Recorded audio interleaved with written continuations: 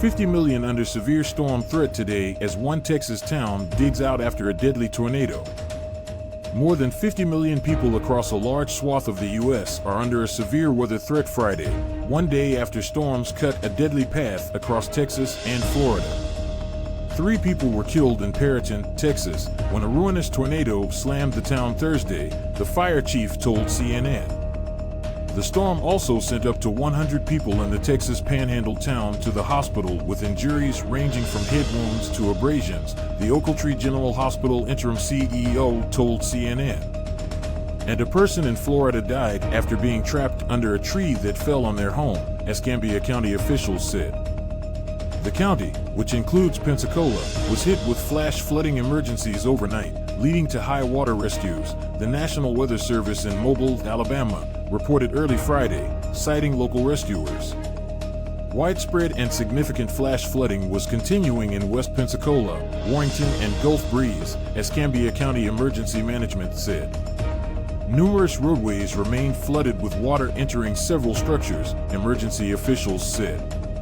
Nearly 150 residents of an apartment complex in Pensacola were moved amid the rising water Friday morning and taken to a community center for shelter, county officials said.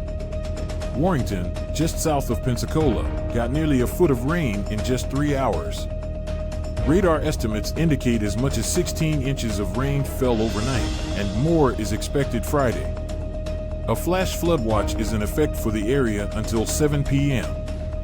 Many of the areas that saw severe conditions Thursday could see storms return as a level 2 of 5 slight risk of severe storms is in place for parts of the South, Mid-Atlantic, and Southern Plains. Large hail, damaging winds, and tornadoes are possible in the slight risk areas, which include Montgomery and Mobile in Alabama, Little Rock, Arkansas, Jackson, Mississippi, and Tallahassee, Florida. A marginal, level 1 of 5, risk is in place from South Dakota to Florida and for parts of the Mid-Atlantic, a huge zone that includes hard-hit Perryton. Other cities in the marginal risk area, which could see large hail and damaging winds, include Philadelphia, Baltimore, Washington, D.C., Denver, and Jacksonville, Florida. The storm that swept through Perryton damaged homes and businesses in the town of some 8,000 residents, including the local fire department and EMS, as well as multiple mobile homes, Fire Chief Paul Dutcher said, noting many of the department's trucks were damaged. A tornado formed, and it just dropped on us. It came out of nowhere. There were no sirens, no time to get to a shelter, Perryton resident Jamie James said, telling CNN she had to ride out the storm in her truck. There was a time I thought I was going to die, she said. Everything went crazy. Dumpsters were flying, hailstones hitting the car. James' home is still standing, but the structure next to it is destroyed.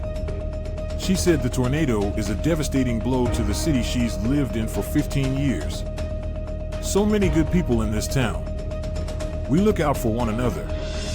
The city's power facilities were shut off for safety purposes, according to Xcel Energy. Transmission lines supplying the city with electricity have sustained damage and many lower voltage distribution lines are down in the city, said Wes Reeves, a spokesperson for Xcel Energy.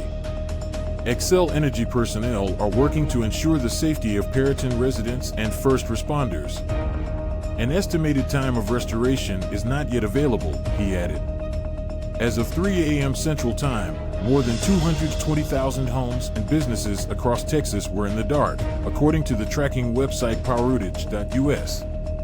In neighboring Louisiana, more than 130,000 were without power, and outages were also reported in Oklahoma, Florida, and Alabama. Texas Governor Greg Abbott has deployed state emergency resources to meet urgent life safety needs in Perryton, Texas, according to a news release from his office. We remain ready to quickly provide any additional resources needed over the course of this severe weather event, the governor noted in the statement. Resources from surrounding areas have poured into the city to provide much-needed assistance. Officials in Beaver County, Oklahoma, sent fire, law enforcement, and EMS units to help, according to the county's emergency manager Keith Shadden. Neighboring city officials in Stinnett, Texas, also began sending officers and EMS crews. The sheriff's office in Hutchinson County, which includes Stinnett, also sent rescue and emergency operations following the devastating tornado, according to a Facebook post from the office. Medical help also came from staff at nearby hospitals who swiftly aided up to 100 people after the tornado struck, Ochiltree General Hospital interim CEO Kelly Judy said. A few of them took patients to their hospitals, most of the staff just stayed here and worked, she added. On Thursday, there were 2 tornado reports in Texas, 4 in Oklahoma and 1 in Michigan, according to the National Weather Service, with the tornado in Perryton being the most significant. People lost everything today. The tornado, which was confirmed by the NWS, cut through some of Perryton's main sections. It literally hit the residential, the downtown, and then the industrial as well, storm chaser Brian Empfinger told CNN. The worst damages he saw were in the northwest part of town, where the tornado barreled toward a mobile home parked directly in its path, Empfinger explained. The storm produced a wall cloud very quickly, and that wall cloud tightened up very rapidly, and then it just went to the ground very quickly, Empfinger added. On the northeast side of town, about 300 people were sheltered inside Perryton High School after the area saw extensive damages, the school's athletic director and football coach, Cole Underwood, told CNN. We have the gym space, and we have the capabilities to help the people that have lost everything, and we're more than willing to do that, he said. Sadly, there's just not a list of things you think about that you need on hand, but people lost everything today. U.S. Representative Ronnie Jackson, who represents Perryton, said the community needs help. If you are in the area, I ask that you do whatever you can to help your neighbors.